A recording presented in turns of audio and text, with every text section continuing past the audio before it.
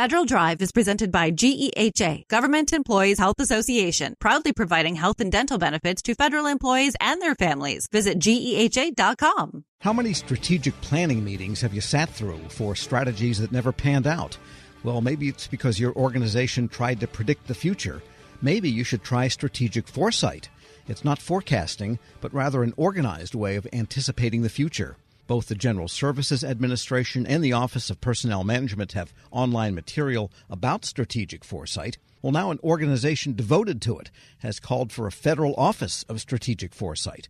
Joining me in studio from the Federal Foresight Advocacy Alliance, co-founder Robin Champ. Ms. Champ, good to have you in.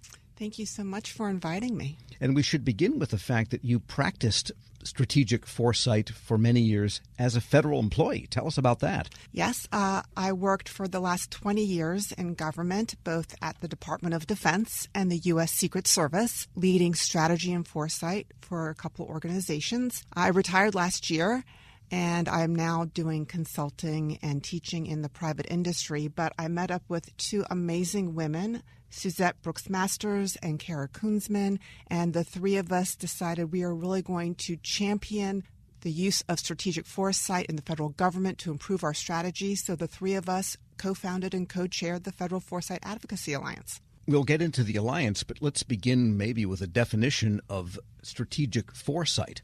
Absolutely. So strategic foresight is about planning for uncertainty. So with this, we accept that the future is uncertain. We accept that there are disruptions. We accept that we can be caught by surprise, and we want to prepare for this future. And usually we do this by looking at signals and trends in the environment, by exploring multiple different scenarios via scenario-based planning, and looking at the fact that we need to be prepared for whatever might come our way, not just trying to go down one particular path.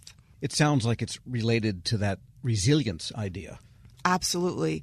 Using strategic foresight will absolutely help organizations become more resilient, and that is the key benefit of practicing strategic foresight.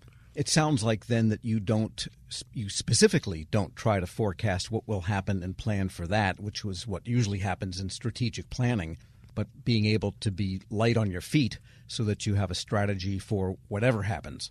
Exactly. In fact, many people confuse the terms forecasting and foresight. They might use them interchangeably when they're two completely different things. So like you said, with forecasting, we're predicting something. And it's usually really good in the short term. So for instance, before I came here today, I looked at the weather, and I could be fairly certain with the weather forecast, the weather prediction, that it was going to be sunny in the 70s and it wasn't going to rain. But if I look forward 6 months, let's say in May, you can't say with any certainty, is it going to be raining out, sunny out, warm out? But I still need to have a closet with an umbrella and sunglasses and everything so that I'm prepared. So when the time gets closer, I can use my forecast when it can be an accurate prediction. Right. So keeping a basketball and an umbrella in your car is strategic foresight. Absolutely. And how does it work in a corporate or federal agency setting? I mean, what do you do to make strategic foresight? Absolutely. So a lot of organizations use scenario-based planning. In fact, Shell Oil Company has been doing scenario planning for the last 50 years, and it was their work in the 1970s that helped them fare much better than their competitors during the 1973 oil crisis, because they took time to work through these scenarios, even if they were unlikely. And because of that, because they thought through these things, because they were able to unleash some creativity, they were better able to prepare for the uncertain future. Abraham Lincoln said, "My only plan is to not have a plan." Do you think that agencies and larger organizations do too much planning and not enough foresight, and therefore they find themselves, whoops, I went here, but the reality went there? Yeah, there's pockets of foresight excellence in the U.S. government. In fact, there's another group called the Federal Foresight Community of Interest, where many government folks come together to try to share best practices, but it's definitely hit and miss in the government. And there are many strategic plans that are written without looking in the future at all, without doing any scenario planning, without looking at the emerging signals of change.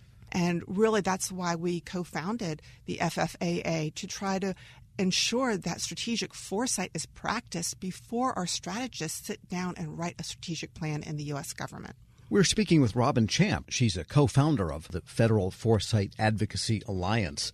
And there is guidance, as we mentioned at the top, even from Circular A11, which covers just about everything. Yes, so OMB Circular A11 is the implementing instruction for GPRAMA, the Government Performance and Results Act Modernization Act. And this guidance tells federal employees how to do strategic planning. And about 6 years ago, OMB Circular A11 was modified to include strategic foresight specifically as a best practice and encouraging agencies to use strategic foresight before they sit down to write their strategic plans. All right, so it sounds like something that should be part of budget planning for that matter. Absolutely. We should have very robust strategies before we write our budgets. In fact, the other thing that we are championing is formal training, both in foresight and in strategic planning, before we have folks sit down and write a strategic plan. So, for example, if I was the Environmental Protection Agency, and we're not taking sides here, but a good strategic foresight would say, here's what our budget and our plans look like if the Kamala Harris wins the election. Here's what it looks like if Donald Trump should win the election. That way, at least they're better prepared than putting their bets on one horse or the other. Absolutely. During our scenario-based planning, we try to look at the most impactful and uncertain drivers of change and use those to help frame the scenarios. So then it sounds like the talent here or the skill is making sure that all of the possibilities get inculcated into the foresight exercise. That is to say, I'm just making an absurd example to continue with the EPA. We should plan for the discovery that burning coal actually reduces carbon gas. I mean, that's not going to happen, but sometimes out of the blue discoveries change basic assumptions.